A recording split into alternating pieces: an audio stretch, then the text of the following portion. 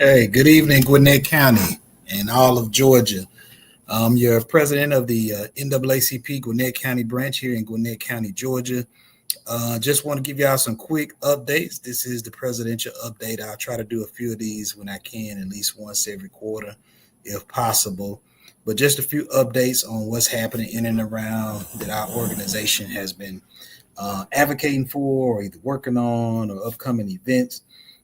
So I did go to the board of registration and election meeting last night.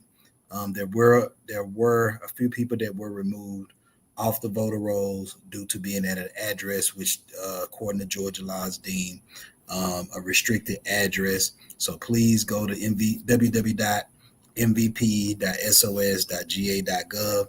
Check your voter registration status, especially for those of you who are, are unhoused.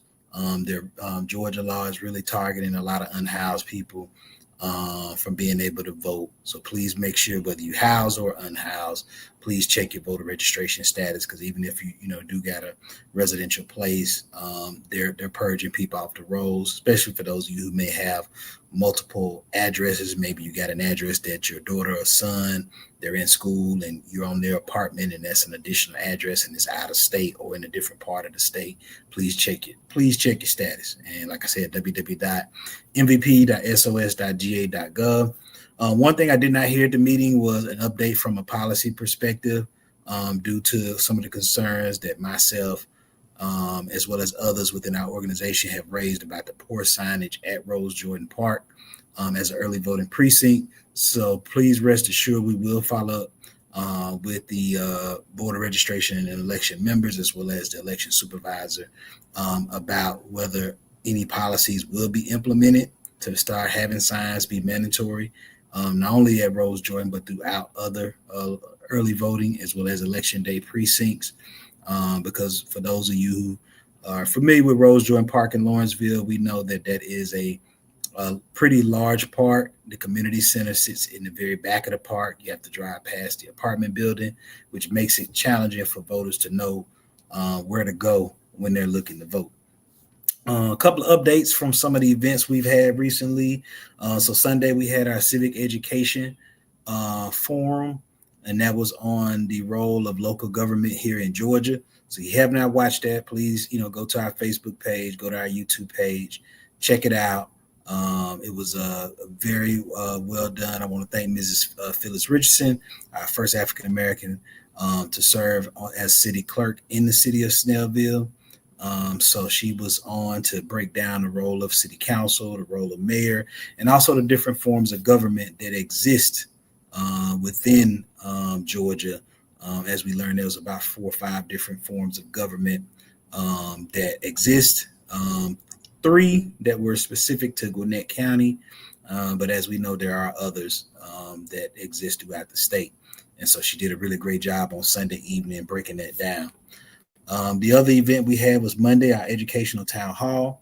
Unfortunately, due to some technical issues with the GCPS staff at Discovery High School, we was not able to get that event streamed across all of our platforms. But if you go to our Facebook page, you can watch.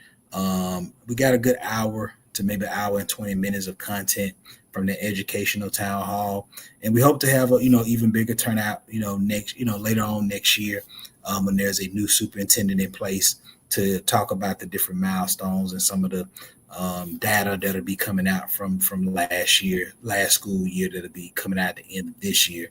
So be on the lookout for that. And then our final event that we just recently had was on Tuesday. That was our national voter registration event. Very well done event. We had special guest Peter Herbert, who's running for public service commissioner, as well as that was also in collaboration with other partners like the Gwinnett Deltas, NCNW, United Ebony Society, League of Women Voters in Gwinnett. Very well attended event, very well watched event. I want to thank everybody that was involved in that particular process. As we talked about the municipal elections, we had subject matter experts from GCPS to talk about eSplice.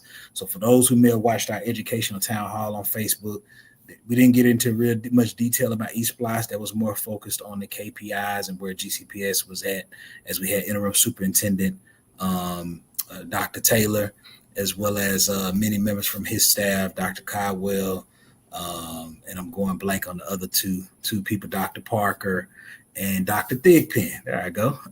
So I want to thank all of them about our educational town hall on Monday. But back to the Tuesday event, we did go over the eSplice. We did touch on the municipal election a little bit there. And for those of you who live inside the city limits of Snellville, of Loganville, of Grayson, not only do you have a public service commissioner race that you got to go vote for this fall, but you also have a city council / possibly mayoral race that you got to vote for as well. So you'll be going to two different polling locations. For those of you who live inside the city limits, you'll go to your regular city hall to vote.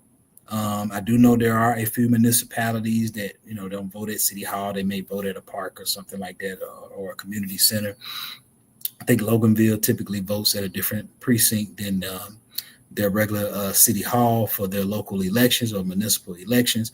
But most of you will be going to city hall to vote for city council. As always, you can contact your city clerk by going to the website, local website of whatever municipality you live in. So if you're in Grayson, you'll go to the City of Grayson website.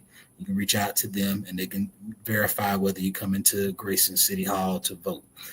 So definitely, check with those locations. But not only will you be going there to vote for your city council and mayor, once you go and vote in there, you'll go to your regular early voting precinct to vote for public service commissioner. So for those of you who live inside the city limits of any of the 16 municipalities, and I think out of that 16, 14 have elections, and I think we're up to 17 now with Mulberry. So any 14 out of the 17 municipalities will be having local elections this fall. So definitely make sure that you go vote. Just to name a few that will be having elections: Liburn will have elections, Grayson will have elections, Loganville, Snellville, Lawrenceville, Suwanee, Sugar Hill, Decula, Duluth, Norcross, just to name a few that will be having elections this fall. So if you live inside those city limits, you'll be going to City Hall typically to vote for your city council and mayor, and your regular early voting precinct to vote for public service commissioner, as well as eSplice, because we definitely want people to support the eSplice, which takes care of the funding for any new schools and upkeep of the existing schools. And that is sales tax, not property tax. So it's not raising property tax. It's definitely going to support sales tax. So finally, just to cover a few things, we do have a community town hall called The Power of the Ballot. That'll be taking place on October the 14th at 6:30 p.m. at Norcross Cultural Arts Center. That'll be in collaboration with organizations like Galeo, AAAF, United Ebony Society, NCNW, the North Metro Panhellenic, all of those different organizations, and probably some additional more that'll be part of that, where we will have just a candid conversation about HR 1, as well as, the upcoming elections this fall and why you need to vote, trying to connect those dots on why you need to be voting this fall. And finally, last but not least, we have an upcoming Freedom Fund banquet. First time we've done a formal banquet since 2019, but we've never done one on the scale that we plan on doing on Saturday. So if you have not gotten your tickets, please go to bit.ly, so it's bit.ly/NAACP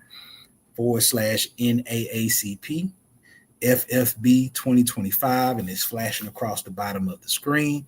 So please take the time and get your tickets as we're getting dangerously close to selling out of the event.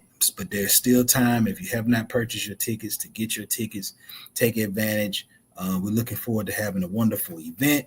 And I'm going to show off. Y'all will be the first ones to see some of the awards that are being handed out at the event here. So I hope y'all can see that.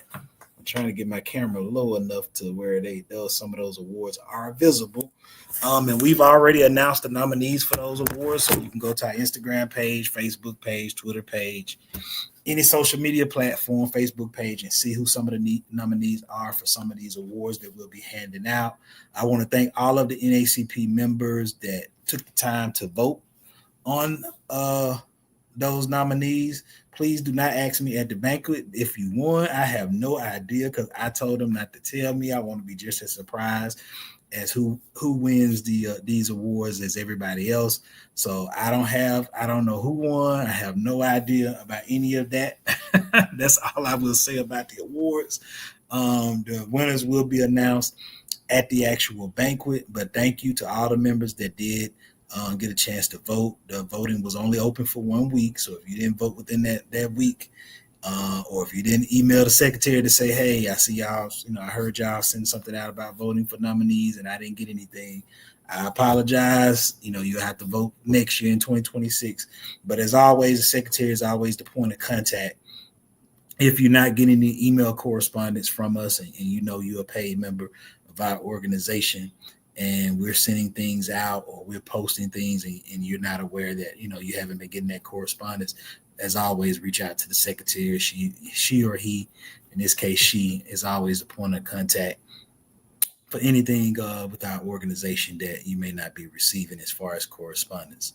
So I will see you all at the Beaufort Community Center, September 20th. It should be a great time. We're going to have great music, great food. We're going to hand out some awards to some well-deserving individuals, which all of those nominees are more than well-deserving for these awards, or all of those organizations or businesses that are on the ballot, that was on the ballot to be voted on to win those awards are more than deserving. We're going to give out some proclamations to some people that we want to honor within our organization that have done good work. So we are really excited. I don't think we've done anything on this scale probably since Reverend John Stewart was alive, and that is who the banquet is named in honor of Reverend John C. Stewart, who was our president from 2003 to 2006, before his unfortunate transition in 2006. So I want to thank y'all for joining me for these few minutes in the President's Update. Please reach out. As always, y'all stay safe in these Gwinnett County streets, and I'll see y'all at the Beaufort Community Center on Saturday starting at 6 p.m. Y'all have a good night.